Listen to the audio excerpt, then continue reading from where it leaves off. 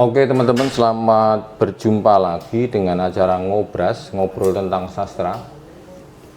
Ini episode yang kelima, jadi kita akan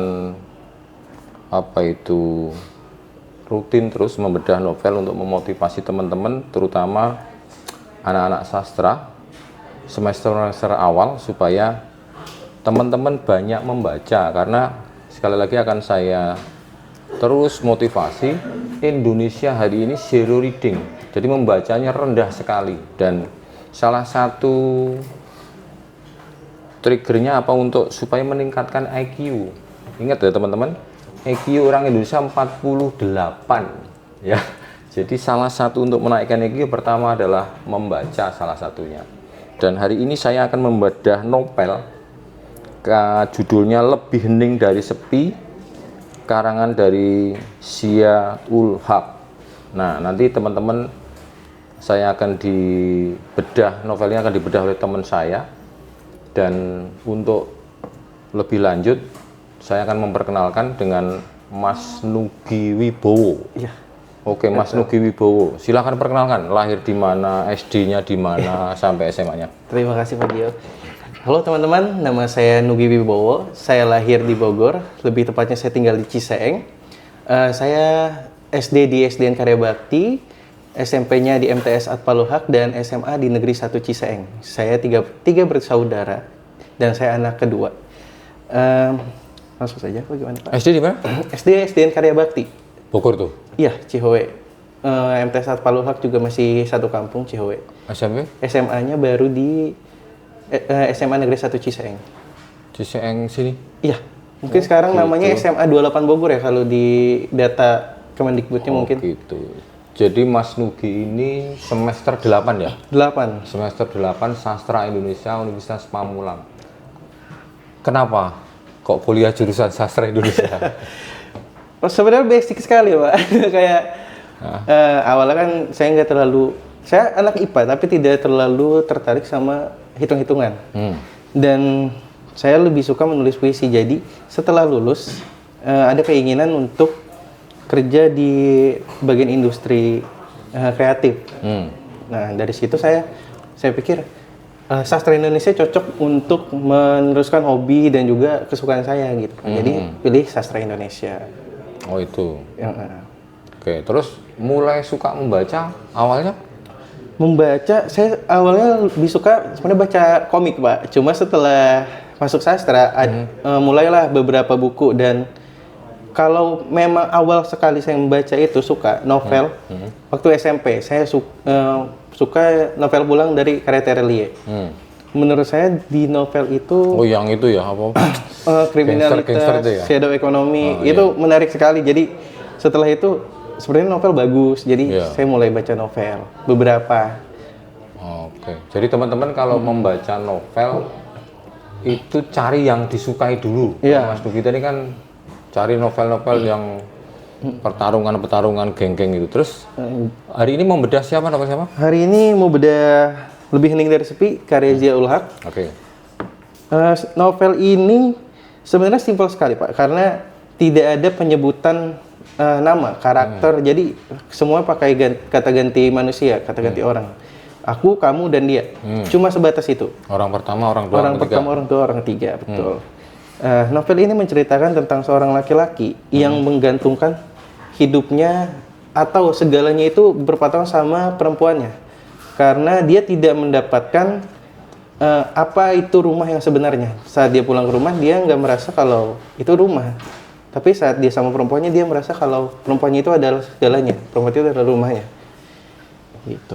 Terus? Dia tidak dapat ruang untuk berbicara. Dia cerita, pokoknya segala tindakan yang dia lakukan di rumah. Misal dia pergi main, dianggap begajulan, anggaplah. Seperti itu, berandalan. Kalau dia di rumah terus, dia dibilang malas-malasan. Jadi apa yang dia lakukan itu sebenarnya salah. Jadi membuat dia ini, ya udah, perempuan, wanitaku nih, pacarku ini tempat aku pulang, seperti itu Pak. Oh, dia merasa diterima sama perempuan itu. Betul. Jadi kalau ada masalah, mau dia senang, mau dia sedih, ya udah ke perempuannya. Tapi bukan dari keluarga broken home. Si laki-laki. Bukan, dia orang tua ada. Diceritakan orang tua laki-laki perempuannya ada. Tapi yang seperti Pak Gio bilang beberapa waktu lalu, keluarga itu harus memberi ruang untuk anak bercerita. Nah, orang tuanya ini enggak ngasih ruang. Gitu. Tipe penuntut gitu. Betul. Dan selalu menyalahkan. Ya, jadi ya dia mau gimana pun dia dirasa nggak bagus, kurang aja gitu Pak. Terus setelah itu dia jalan hubungan dari SMA sampai mau masuk kuliah. Mau masuk kuliah ini ya SMA ketemu terus tiap hari, akhirnya lama-lama mungkin ada makin dewasa kan pasti berkurang komunikasi, dikit-dikit berkurang. Nah, setelah lulus SMA dia tes beasiswa, yang keterima hanya perempuannya, laki-lakinya enggak. Terus? Akhirnya laki-lakinya di Indonesia, perempuannya terima beasiswa di luar negeri. LDR. Makin jauh dong komunikasinya. Nah setelah itu si perempuannya memutuskan untuk mengakhiri hubungannya dan ternyata sudah ada laki-laki baru. Kuliahnya di luar negeri itu ya? Di luar negeri. Waktu itu sudah zamannya WA atau masih email atau masih SMS? Sudah WhatsApp. Oh, sudah WhatsApp. Sudah WhatsApp. Harusnya intens bisa hubungan ya? Iya, harusnya. Terus? Jadi cowoknya masif? Jadi gini Pak, si cowoknya ini, makanya saya sempat bilang ini adalah karakter laki-laki lemah. Perempuannya seperti mau fokus sama, dia bilang fokusnya sama pendidikan, sama organisasi. Tapi si laki-lakinya ini takut untuk menghubungi perempuannya, takut ganggu, takut segala ganggu lah ibaratnya. Insecure dia? Iya, seperti itu. Akhirnya kan makin jauh, seperti itu. Dan faktanya adalah dari saat dia mulai hubungan di akhir-akhir lah, si laki-lakinya ini udah merasa kalau sepertinya perempuan ini udah ada hati yang dijaga. Gitu. Jadi ngabarin jarang, mau telepon juga, aku lagi sibuk, lagi capek. Sebenarnya itu alasan klasik yang pasti laki-lakinya udah bakal curiga kan. Akhirnya berakhir. Si laki-laki ini lama tuh yang Pak. memutuskan dulu siapa? Perempuan. Oh iya, terus? Jadi dia Karena tapi juga udah punya pacar ya? Teman kuliah? Teman kuliah. Yang di luar negeri itu. Orang Indonesia juga? Kalau itu nggak diceritain Pak. Okay, jadi cuma bilang laki-laki lain, laki-laki gitu aja. Putus kan.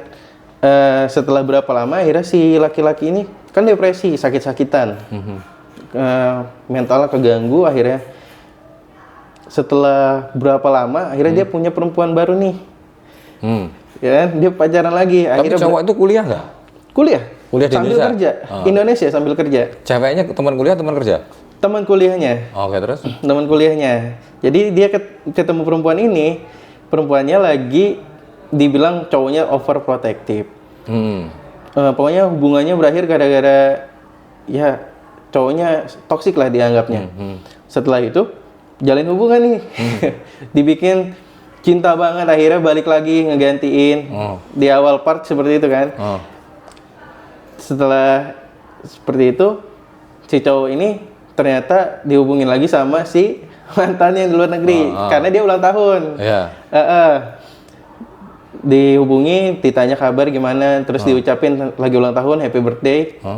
Ke bawah mimpi 7 hari 7 malam, ternyata dia sadar kalau dia tuh nggak bisa, dia masih belum move on. Nah, masih ya, cinta lah pokoknya. Jadi cewek ini tidak cinta perlarian ya? Iya, setengah jalan. Itu kan udah cintanya cuma setengah-setengah dong Pak. Dia mau bilang nih ke perempuan ini kalau aku tuh cuma segini loh sama kamu, sayangnya nggak 100%. Nggak lama dia dihubungi sama mantannya yang cewek, ternyata hubungannya belum berakhir. Si cowok ini dijadiin pelarian juga ternyata Pak. Karena cowoknya yang sana? Iya, yang sana belum selesai. Dia lagi konflik, ditinggalin. Cowok yang sana belum selesai hubungan sepihak. Dia mulai sama cowok ini juga belum move on. Jadi yang ini belum 100%, yang sana juga buat pelarian aja. Gitu. Ribut lah. Adu omong, akhirnya dia mutusin buat si cewek ini. Ya udah balik lagi aja. ke yang cowok itu, jangan jadiin aku pelarian. Kita semua korban, cowok yang sana korban ditinggal tanpa alasan. Si perempuan Cewek ini siri juga ya, korban cewek yang karena dari- disayangin cuma 50%.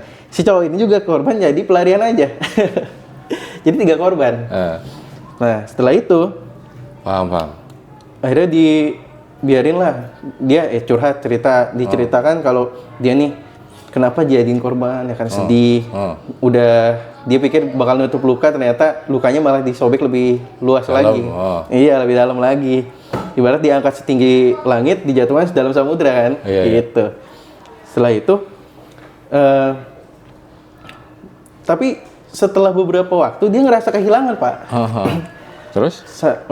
Kenapa dia nyesel kenapa dibiarin aja. Oke, Ki, jadi akhirnya dia married. Merit, Pak. Akhirnya si perempuan kedua itu balik ke pacarnya lah, masih bilang pacarnya yang dia bilang toksik itu. Akhirnya nikah, diundang, tapi si cowok ini nggak datang, Pak. Karena dia nggak mau rusak suasana. Pasti kan si perempuannya juga masih suka. Iyalah, kan dipaksa lagi pergi. Sedih malah terus. Iya, dipaksa pergi buat kesana walaupun akhirnya bagus ya. Akhirnya walaupun akhirnya dia sebenarnya nyesal karena perempuan ini memperlakukan dia sebenarnya baik banget, bagus banget. Cuma ya apalah artinya dari pelarian, Pak? Ya kan. Setelah itu dia galau, sedih, nggak terlalu lama. Akhirnya si perempuan yang dari luar negeri itu pulang ke Indonesia. Dia nanya kabar segala macam, dibuka lagi semua blokirannya.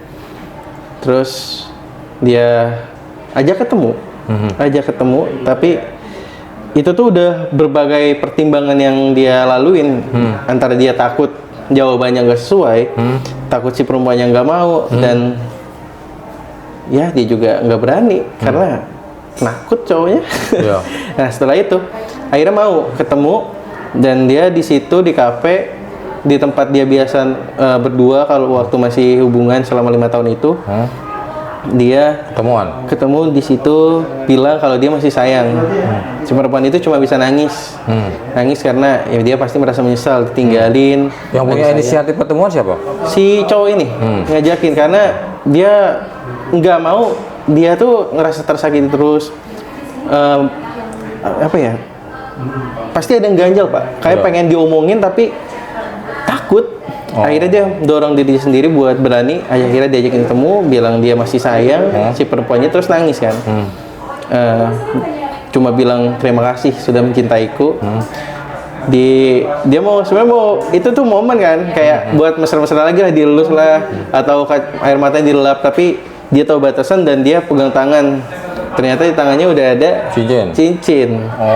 Akhirnya dia tahu kalau si perempuan itu udah tunangan dan mau nikah sama si cowok yang di Australia. Australia bukan, maksudnya luar negeri. Sering nonton Australia jadi Australia. Terus novel itu kira-kira apa impactnya untuk kamu?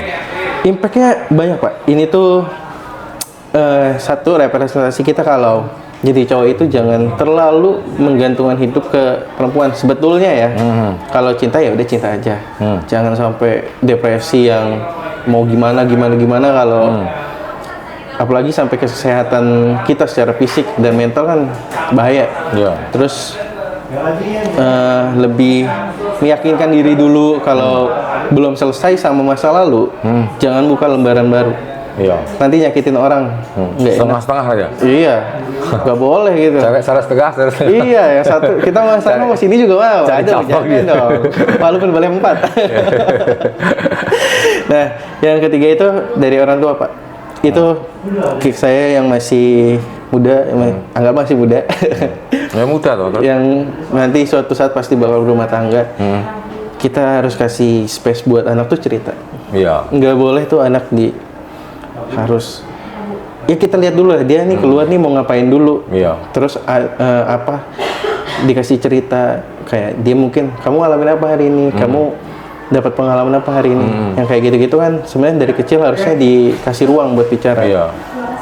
Mau baik mau buruk ceritain. Berarti kan nanti anak tuh sama orang tua jalinannya bagus tuh. Itu tuh kayak buat pelajaran kita yang masih muda, buat teman-teman juga masih muda, pasti penonton, Anda adik-adik tingkat. Ya, lebih kasih ruang lah buat orang berbicara. Nggak harus sebagai orang tua, sebagai teman, sebagai sahabat. Kasih ruang. Kalau teman kamu lihat teman kamu ada masalah, diam aja, tanyain kenapa. Siapa tahu kasih solusi, bisa kasih motivasi, minimal mungkin. didengarkan lah ya. Didengarkan, minimal ada yang dengerin. Makanya kalau nanti teman-teman married, punya anak di sekolah, terus pulang, tanyain. Jangan tanya kamu nilainya berapa, tapi hari ini kamu bertanya apa pada gurumu, pada dosenmu itu. Ada quote yang menarik? Ada 3 sebenarnya. Sebenarnya ada beberapa quotes, tapi ini menurut apa yang menurut kamu menarik ya? Quotesnya gini. Halaman berapa itu? Ini halaman 10. Halaman 10. Udah saya tandain juga. Oke, coba baca. Ternyata tidak semua berjalan sesuai rencana. Bahkan tanpa aba-aba, takdir dapat merenggut kebahagiaan saat kita tidak siap. Oke, ternyata tidak semua hal berjalan sesuai rencana. Bahkan tanpa aba-aba, takdir dapat merenggut kebahagiaan saat aku tidak siap. Oke, apa maksudnya nih? Ini ada versi berat, ada versi simpel, Pak. Oke. Versi beratnya adalah saya yang ngalamin sendiri. Jadi waktu lulus SMA baru masih cari-cari kerja. Saya berharap kan setelah lulus tuh dapat kerja, bisa nabung, bisa segala macam, bisa memenuhi kebutuhan dengan lebih baik lah. Ternyata orang tua saya, ayah saya dipanggil Yang Maha Kuasa. Akhirnya saya dikasih tanggung jawab buat keluarga saya.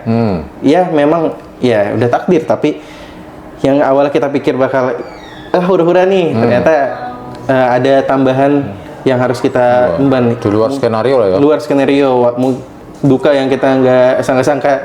Yang setelah itu pasti ada impact-impact dari kehilangan orang tua dong. Cuma ya dinikmati.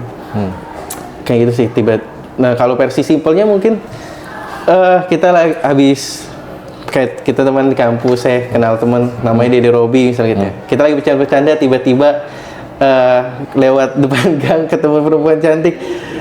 Wah sama-sama suka, akhirnya ribut. Itu kebahagiaan yang nggak sangka-sangka tiba-tiba hilang. Dari punya teman yang baik, ketemu perempuan, sama-sama suka, kita jadi musuhan. Nah itu kebahagiaan simple yang direnggut ya. Iya.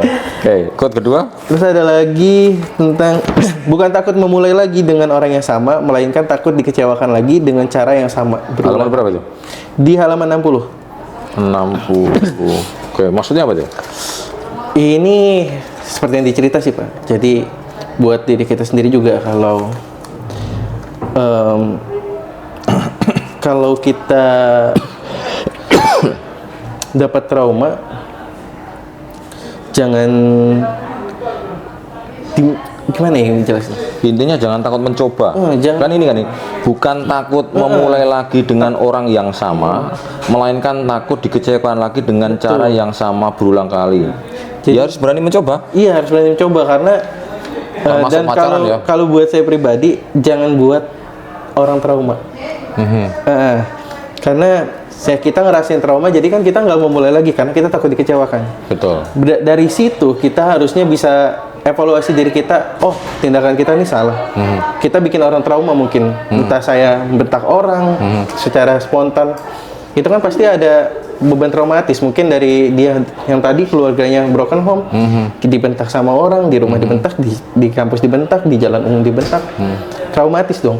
Jadi akhirnya seperti itu. Jadi kalau buat saya jangan buat tindakan yang bikin trauma, karena itu bakal buat orang nggak bakal mau lakuin hal yang sama berulang kali.